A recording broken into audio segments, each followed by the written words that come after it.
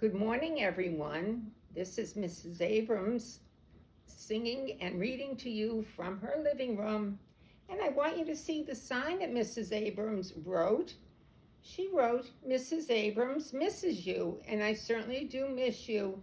It's so much more fun to read to you when you're here, but we'll be reading today to some new friends, and hopefully you will enjoy what we have to hear today. First, of course, we have to do If You're Happy and You Know It. So everybody join in with me. If you're happy and you know it, clap your hands. If you're happy and you know it, clap your hands. If you're happy and you know it and you really want to show it. If you're happy and you know it, clap your hands.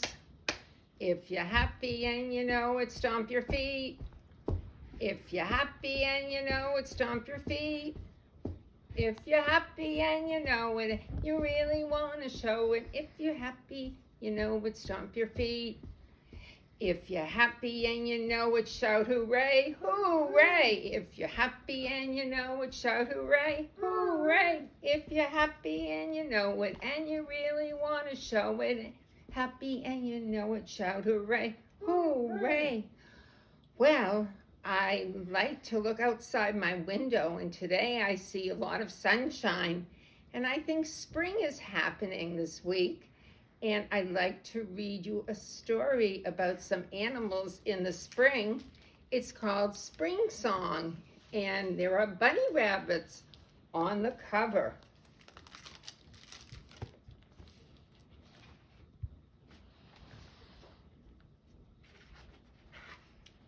When the snow melts and rushes down the mountainside, what does the black bear do?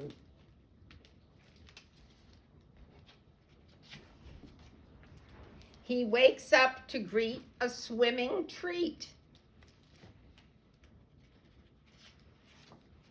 When the sun warms the hard ground and makes it soft, what do the moles do?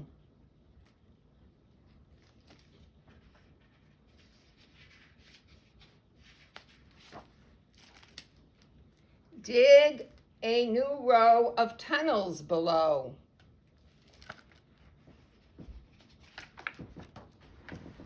When breezes stir and air in the woodland burrows, what do the striped skunks do?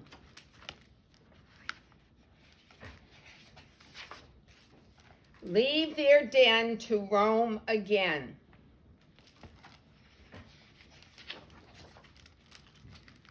When tall reeds grow across the marshy wetlands, what do bullfrogs do?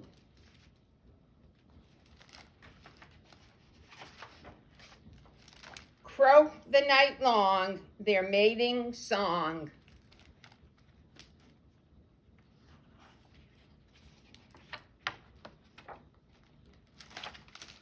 When buds appear on the cottonwood trees, what do the eagles do?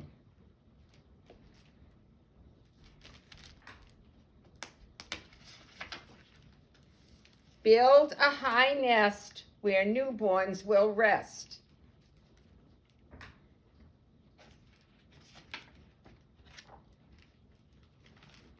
When new grass grows in the sunny meadows, what do rabbits do?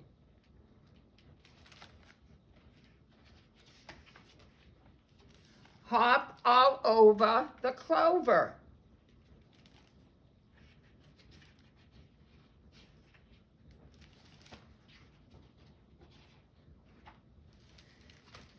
Come out to cheer, for spring is here.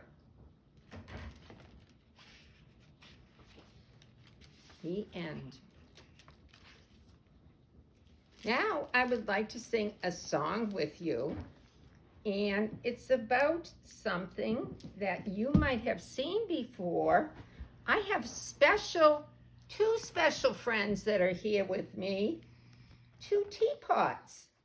And one teapot looks like a chicken, and the other teapot looks like a frog. They're really special, and I'd like to teach you a song about a teapot. So if everyone could stand up and get their hands ready on their hips. Everybody set? I'm a little teapot, short and stout. Here is my handle, here is my spout. When I get all steamed up, then I shout, just tip me over and pour me out. Want to try it again? I'm a little teapot, short and stout. Here is my handle, here is my spout. When I get all steamed up, then I shout, just tip me over and pour me out. Great job. Now I'd like everyone to sit back down again. I'll show you my animals a little closer. This is the chicken teapot, and over here I have the frog teapot, and they're sitting here with my friends, the bears.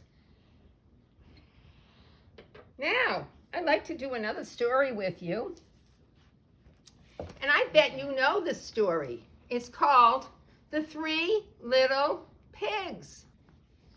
You can help me read the story.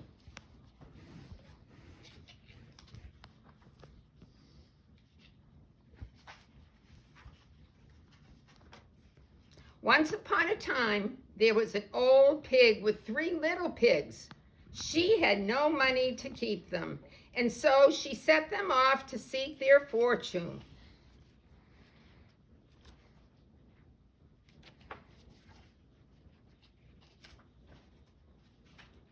The first little pig met a man with a bundle of straw and said to him, "Please, man, give me that straw to build me a house." So the man did, and the little pig built his house with it.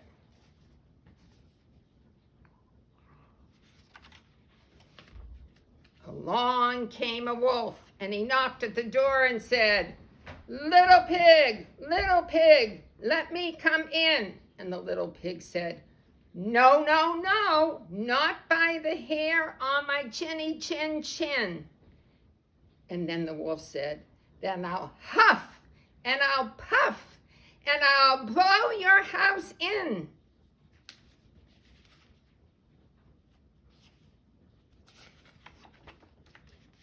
So the wolf huffed and puffed, and he blew the house in, and he ate up the first little pig. The second little pig met a man with a bundle of sticks and said, "Please, man, give me those sticks to build me a house." So the man did, and the little pig built his house with them.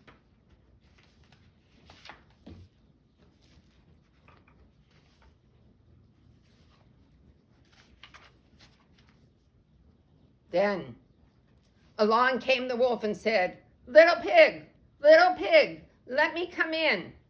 "No, no, not by the hair of my chinny chin chin. Then I'll huff and I'll puff and I'll blow your house in." So he huffed and he puffed and he huffed and he puffed, and at last he blew the house in, and he ate up the second little pig.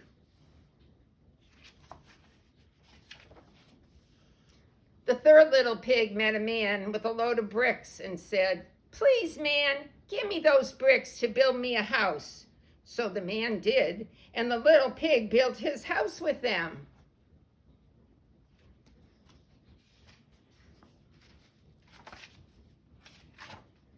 Soon the same wolf came along and said, little pig, let me come in." "No, no, not by the hair of my chinny chin chin. Then I'll huff and I'll puff and I'll blow your house in," said the wolf.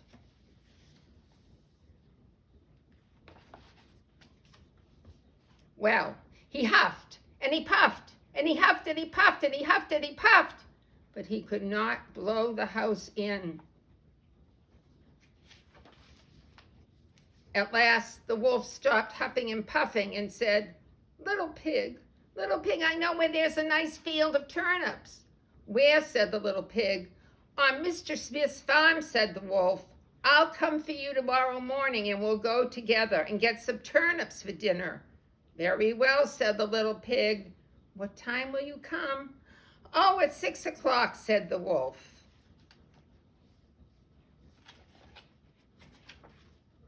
Well, the little pig got up at 5 and he went to Mr. Smith's farm and got the turnips before the wolf came to his house. Little pig, are you ready? Asked the wolf. And little pig said, ready. I've been and I've come back and I got a nice pot full of turnips for my dinner. The wolf was very angry, but then he thought of another way to get the little pig. So he said, little pig, I know where there's a nice apple tree. Where? Said the pig. Down at Merry Gardens, replied the wolf. I will come for you at 5 o'clock tomorrow morning and we'll get some apples.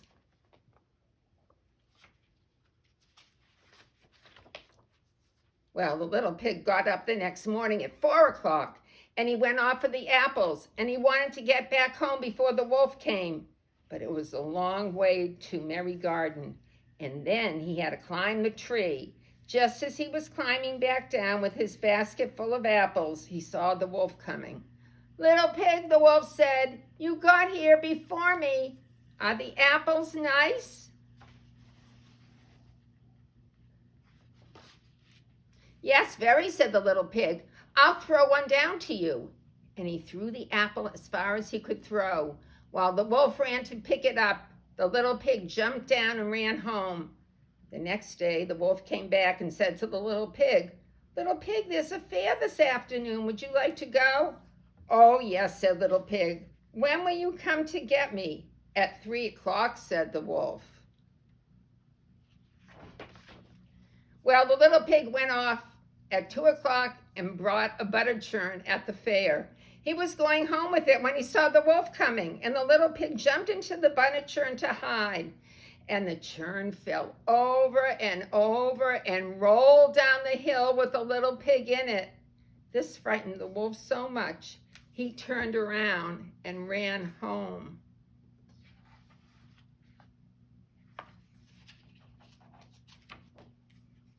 Later, the wolf went up to the little pig's house and told him what had happened.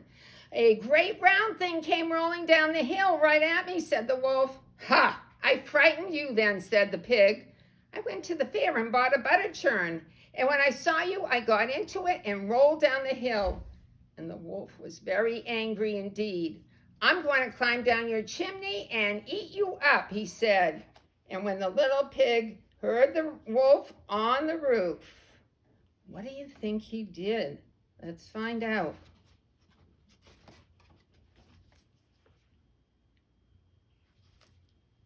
He hung a pot full of water in the fireplace and he built a blazing fire.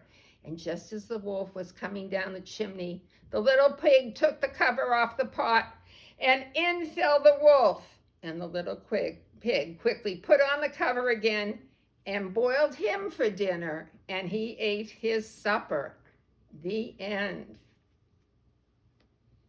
Well, we're glad things turned out right for the little pig. We have time for one more story, and I think a lot of you have heard the story before, and I hope you enjoy it. It's by one of Mrs. Abrams' favorite authors, Maurice Sendak, and it's called Where the Wild Things Are.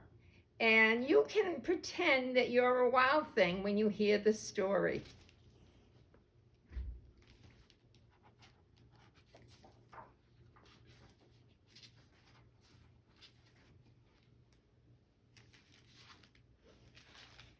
That night, Max wore his wolf costume to bed and made mischief of one kind. There's Max over here. And another. There he goes, running after the what? The dog. His mother called him Wild Thing, and Max said, I'll eat you up. So he was sent to bed without eating supper. That very night, in Max's room, a forest grew, and there's the forest, all the trees growing, and grew until his ceiling hung with vines and the walls became the world all around. And an ocean tumbled by with a private boat for Max, and there's Max's name on the boat. And he sailed off through night and through day, and in and out of weeks, and almost over a year, to where the wild things are. There they are. There's one of them with their head poked out. And when he came to the place where the wild things live, they roared their terrible roars and gnashed their terrible teeth and rolled their terrible eyes and showed their terrible claws. Can we all do that and pretend we're a wild thing? Arr! Till Max said, "Be still," and tamed them with a magic trick of staring into all their yellow eyes without blinking once. And they were frightened and called him the most wild thing of all,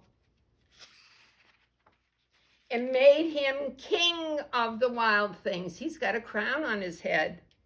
And now, cried Max, let the wild rumpus begin. And all the wild things danced, and Max danced with them. And you can dance with Max and the wild things. And they swung on the trees. That's pretty hard for you to do, but you can pretend you're doing it. And there's Max riding on one of the wild things with his crown and his special scepter. Now stop, Max said, and sent the wild things off to bed without their supper. And Max, the king of the wild things, was lonely and wanted to be where someone loved him best of all. And then all around from far away across the world, he smelled good things to eat. So he gave up being king of the wild things. But the wild things cried, "Oh, please, don't go. We'll eat you up. We love you so." And Max said, "No." And the wild things roared their terrible roars, and now their terrible teeth, and rolled their terrible eyes, and showed their terrible claws. But Max stepped into his private boat and waved goodbye, and sailed back over a year, and in and out of weeks, and through a day, and there goes Max. And into the night of his very own room. There he goes, back into his bedroom, where he found his supper waiting for him on the table. And it was still hot. The end.